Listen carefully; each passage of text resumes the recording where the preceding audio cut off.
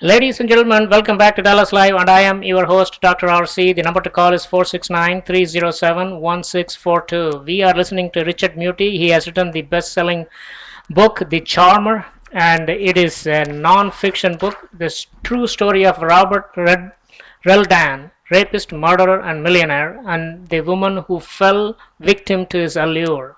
He wrote this book with Charles Buckley, and it's also an award finalist for the USA Book News 2012 Best Book Competition.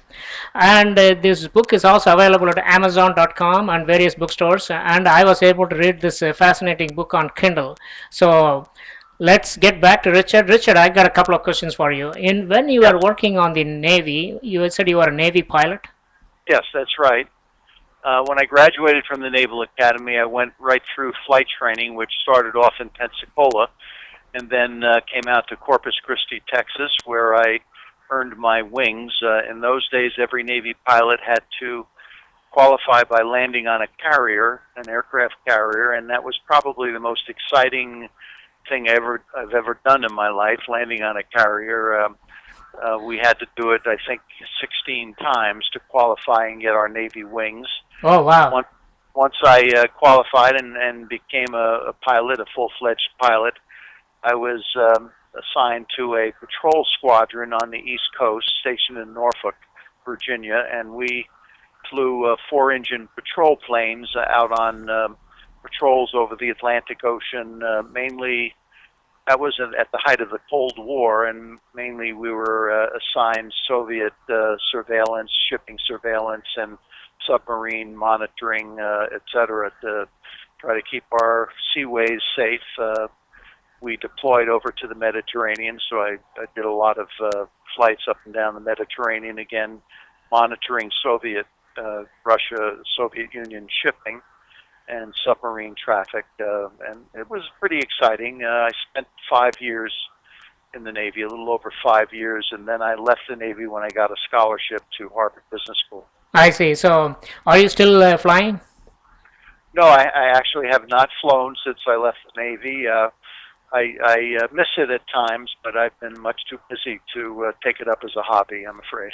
Oh, really? It's because the reason I asked is I'm a commercial pilot Are you? Wonderful. and instrument rated on both airplane and helicopter. Oh, that's great. Yeah, so whenever I hear somebody who has done some flying, I always the subject matter changes to, so it's always a short field landing in those Navy carriers, right? Yes, exactly right. Okay. All right. Very good. Now, before the break, we talked about Susan Reeve and Susan Haynes. These were two brutal murders, and it apparently happened after he was released on a parole, right? Can you go ahead and explain how did this happen and where the justice system failed on this? Yes, I can. He was released on parole for another attack on a woman, and was released on parole in 1975, in May of 1975, and got married soon after he was released on parole, and started working as a handyman doing jobs. And on one occasion in October of 1975, early October, he came upon a woman traveling alone, driving alone. He started following her. That became his MO, his method of operating, to choose a victim at random and just follow her when she's in her car or something and follow her home. And he did with Susan Haynes. Susan Haynes was a British subject. She was a nurse. She came over here to the States just 5 months earlier from when she was abducted with her husband. Her husband worked for British Leland Motors in New Jersey, and she was out looking for a job one day, and Reldon was in the same vicinity, saw her driving alone home, and followed her to her home in northern New Jersey. Came up with some subterfuge again to get close to her. We don't know exactly what he used, but we know that the woman disappeared. His car was seen in her driveway, but she disappeared. And wasn't heard from again until her body turned up about 3 weeks later in the wooded area in upstate New York, which is maybe about 5 miles away from where she was abducted. Okay. Now, the death between Susan Haynes and Susan Reeve, did that occur close enough? And also, this happened after William Prendergast released him. Well, after Prendergast convinced the parole board to release him, saying that he was not a danger, that's when he got out for the second time. Yes, it occurred within 5 months of his release from prison. Both murders. He was released from prison. Then he committed. He abducted one woman on October 6th, 1975, and 8 days later abducted Susan Reeve, a young, recent college graduate who got off a commuter bus in northern New Jersey. She was working in an advertising agency in New York City. She got off a commuter bus. Reldon just happened to be driving by, saw her get off, saw her as a potential victim, and followed her and was able to abduct her, I think, in that case at gunpoint, though we don't know for sure, and got her to go into his car, subdued her in his car, drove off with her, and her body turned up also about 3 weeks later. Well, both are very tragic. And how did they eventually? I don't think he went to jail for these two murders. I believe, according to your book, he went to jail for something else, right? In between? Exactly right. He was a suspect in these two murders. When these two women turned up missing, their bodies hadn't been found yet, but they, were foul play was certainly feared.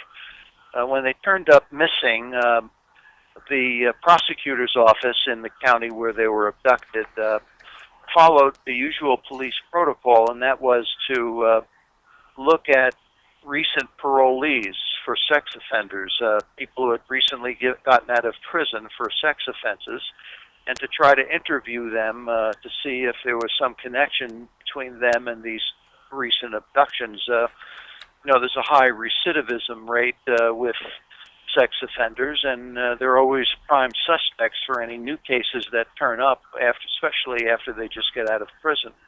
Well, Reldon was called into the Bergen County Prosecutor's Office and interviewed, and he came in with an elaborate series of lies about his whereabouts, and the investigator, a really top-notch investigator in the prosecutor's office, had some suspicions that he may have been involved, not enough to arrest him and not enough evidence to arrest him, but he became a suspect at that time, and as events unfolded, the Susan Haynes victim had a ring taken off her finger, and that ring turned up in Macy's department store in New York City, and someone fitting Reldon's description was the one who sold it to them. As a matter of fact, Macy's called the prosecutor's office to let him know that this ring turned up.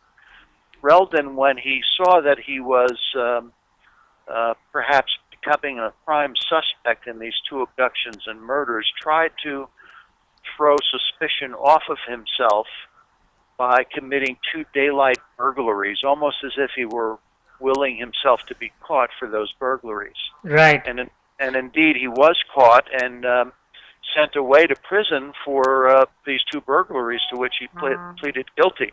Right. And now, he, in the Macy's ring case, did he not go back to the Macy's and ask them to give it back to him and paid them the $100? Yes. When he after he killed Susan Haynes, he took the ring from her finger and sold it to Macy's. But after he was interviewed and knew that he was perhaps a suspect, he went back to Macy's and made a big commotion about Macy's about getting the ring back. He didn't want it to be there as evidence. And indeed, he succeeded in getting the ring back. He returned the $100. He had sold it to Macy's for $100. He returned the money to them, and the ring was never seen again. But he made such a fuss about it that he made himself visible to the Macy's personnel. And once his name made the papers as a possible suspect, they called the prosecutor's office and gave some very good evidence against him.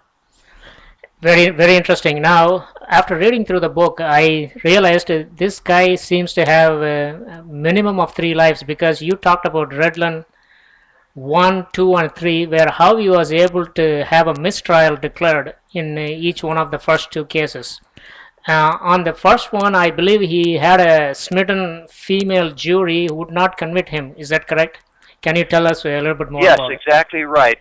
Reldon finally was indicted for these two murders, and he went to trial. Buckley was not prosecutor for that first trial. He went to trial in Bergen County in Hackensack, the county seat, and the prosecutor was a very able prosecutor, presented a very good case, mostly circumstantial evidence, but a good case tying Reldon to these two murders. Okay, Richard, once again, we are going into a break right now, so I want to keep my audience under suspense. So Very good. let's get back to this story in about 2 minutes. Ladies and gentlemen, you are listening to Dallas Live, and I am your host, Dr. RC, and you are also listening to Richard Muti on The Charmer, the book he wrote, available at Amazon.com as a Kindle book. And the number to call is 469 307 1642, and we will be right back.